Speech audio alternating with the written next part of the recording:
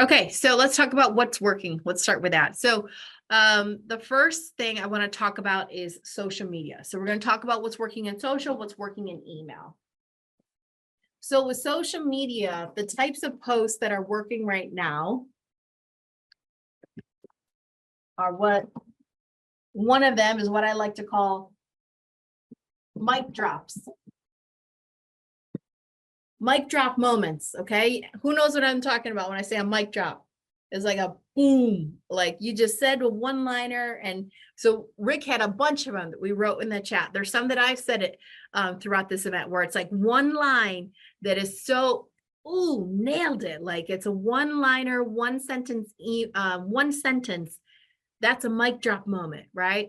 Right. So saying of like, oh, wow, that was so good. Enough said, walk away from the stage, drop the mic.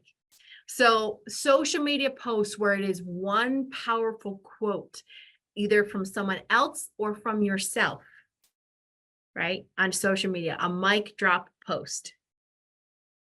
Lots of engagement. It's surprising to me. One sentence on social can get so much engagement and likes and comments. Mic drops. Diary entry style. Diary entry style. So actually, I'm going to just leave that and let that linger in your brain for a minute, and I'm going to keep going. I'm going to explain that more in a minute.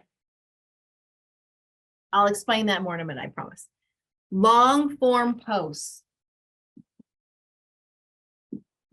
A long form post is when it is a long piece of content, like it's going to take a couple minutes for them to read. And you let them know that in advance. Like you might even tell them at the top, this is a longer post, but worth the 2-minute read. Right. So a long form post is, depending on what platform you're on, there's some character limitations. So this is more for like LinkedIn, Facebook, somewhat on Instagram. Instagram is pretty limited on characters. This is not a TikTok strategy. This is more of like a Facebook, LinkedIn strategy. But long form is where you go into more detail.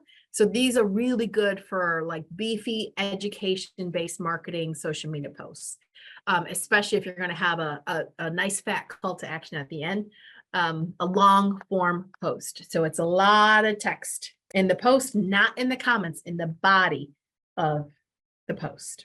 Okay. Long form, Tim, could be, I mean, as long as you want, really.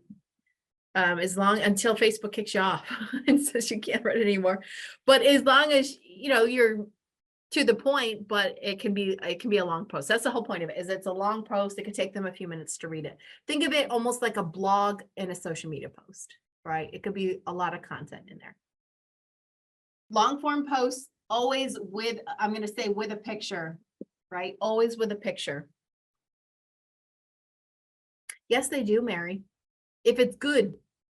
The only reason for you to do a long form post is if you're really going to go in to get some really good juicy nuggets and go deep into the content. Then it's worth for you to do a long form post because you're going to go deeper into it. So for example, I think I did one that was like the 10 things all pieces of content need to have to convert into clients, something like that. Yes, absolutely. You can break it up with bullets and do different things to make it easier to read. But a long form post, people will spend the time to read it if it's juicy, if it's good. And it should be, because you're speaking to your ideal client and a certain category that is content that they really want to hear, right? So like if I did a long form post on the 21 ways to fill your events with buyers, and I went in detail on that, and you're looking to do an event, you're going to read that, right? Because I'm not saying download my lead magnet to get this. I'm just saying read this. It's all right here. So people really like that. That is really designed to go deep into something and really teach at a high level. Yeah. Yeah, they're great posts. People will save them. Exactly, Beth. So a long form post. Another great one, which is perfect after Rick just spoke, is doing, of course, videos or reels. Those have not gone out of style. Those are still great. Those are still working really well. So videos that you either record yourself on your phone or on your computer or laptop, and then you upload, or you do it live, right? You can do a video live on social media and do it that way. But a video or a reel on Instagram, on Facebook, on TikTok. I don't think LinkedIn has reels, but those are converting really well because think about content that you consume. What's the content that you consume the most right now? For me, if I'm laying in bed at night looking at my phone when I should be sleeping, I'm scrolling through it. I'm looking at reels. I'm looking at videos. That's what I'm watching and or reading, right? Is reels. So a lot of people are saving reels, liking the reels. It is a great way to grow your leads. It's also a great way to put a call to action in there. So videos and reels are convert really, really well. Another one is lives. Live content still is one of the highest performing pieces of content that you can do, which is why I wanted Rick on here, because it is about owning who you are and your personality. You don't need to come out there and put on a fake show or be a cheerleader if you're not a cheerleader, or be, Bill Nye the Science Guy if that's not your vibe, right?